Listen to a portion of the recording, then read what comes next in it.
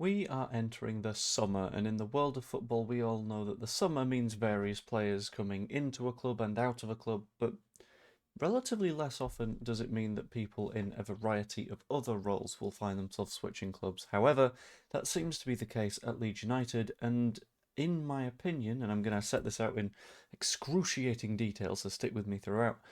Leeds United are going to be forced into making what could be one of the most important signings that the club will make for the foreseeable future in this summer window. And it's a member of Backroom staff. So I'm going to dive into who exactly it is that is leaving, what they've done at the club, and ultimately where that's going to take us in terms of a replacement and what we need for the future.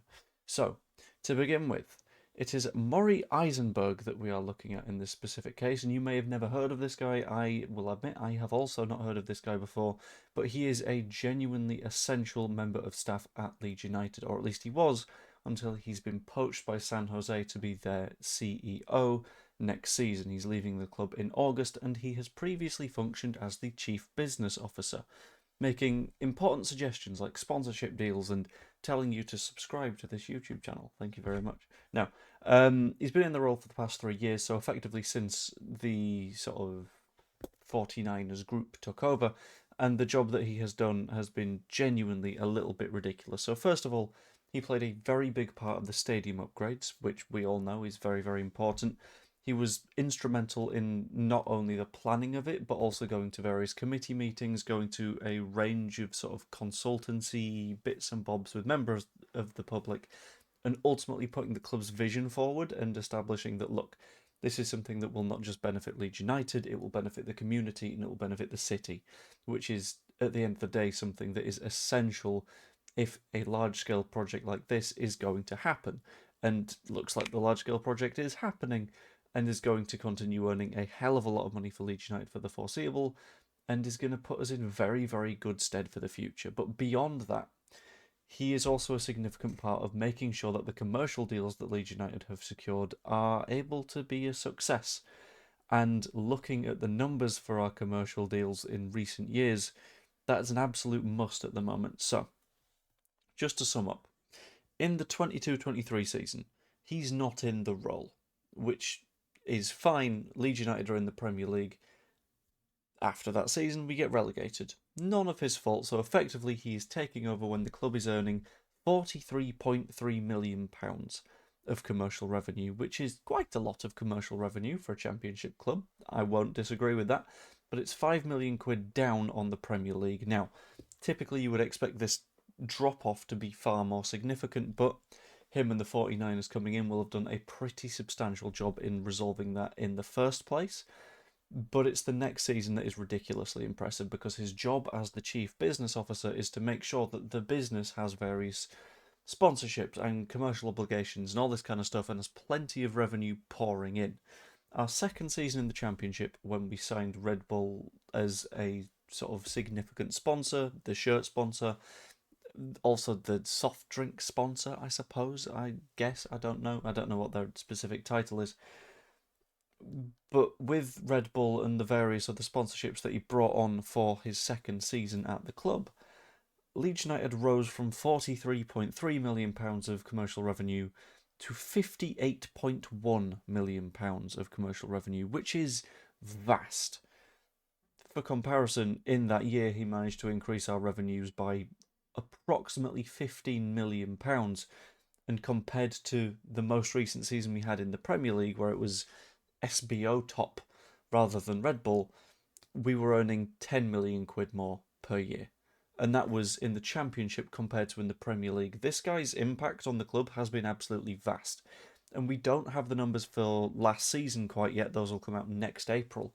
But we can already assume that the commercial revenue that we earned this season was significantly bigger than the one that we earned in our final season in the Championship, because the Premier League, far more exposure. You can sell those deals to more companies, and it's genuinely, ultimately, sort of what you need if you're going to continue evolving as a football club.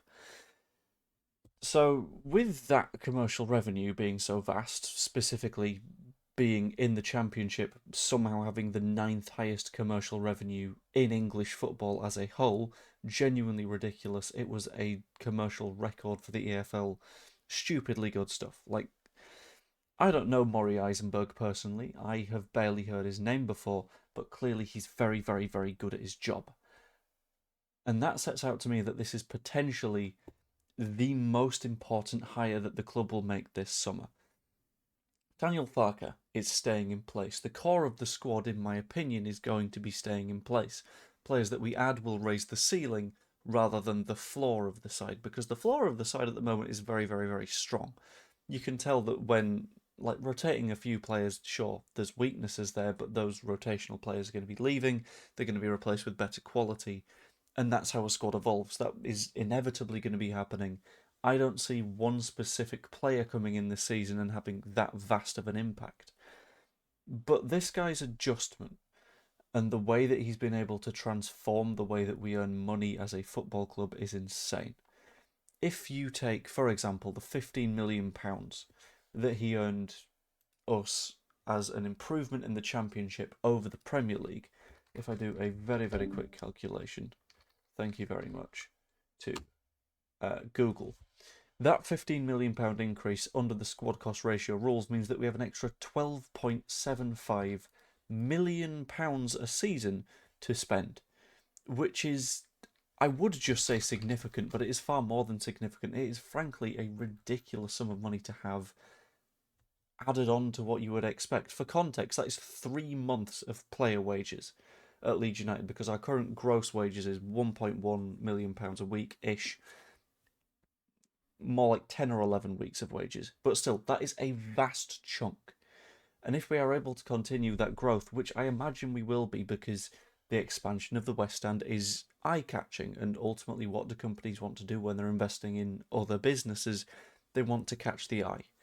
And that's especially the case in the world of football, where Leeds have made a very, very big name for themselves last season. Everyone thought we'd go down. Everyone thought, admittedly, Sunderland would also go down. But they stamped their authority relatively early, and everyone towards the end of the season was just kind of like, yeah, this is sort of what they're going to do, I suppose. Whereas we started relatively weak, and we evolved, and we improved, and Daniel Farke proved he's a very good manager, and we caught the attention of the league. Not just with our results, which Sunderland did, but with our performances, which, I will be honest, our performances across the season were better than Sunderland's if you look at any underlying metric. They were fairly lucky to get into Europe. I don't think they're going to stay there, and I think being in Europe is going to be a really damaging factor for them next season. But we can leverage our position right now in a way that I don't believe that they can, and I don't believe that they will. Previously, the ninth highest commercial revenue in English football, I can only see us going upwards from there. I can see us comfortably top 8, maybe. You've got the big 6, they're going to be immovable, let's be completely honest about that. But whoever else was above us, it might be the likes of Villa, it might be the likes of Nottingham Forest or someone like that, is overtakeable. At the end of the day, One Club City is very marketable. Premier League club is very marketable. A club that actually likes its manager and its players is ridiculously marketable, and I can see, as long as we get the right chief business officer in next, I can see that momentum continuing, and I can see us continuing to grow and eventually being able to reinvest that in the club, better players, a better future, and ultimately more success at Leeds United. And I don't know why my camera's being all wobbly, but it is. Sorry about that. Anyway, this was a little bit of an off-piste video, but I hope you enjoyed it anyway. If you did, pop a like in it. That'd be massively appreciated. Subscribe if you haven't yet. Also, absolutely lovely. Become a channel member too. That's just a nice thing to do, I suppose. Hope you enjoyed, and I will see you all later. Toodaloo.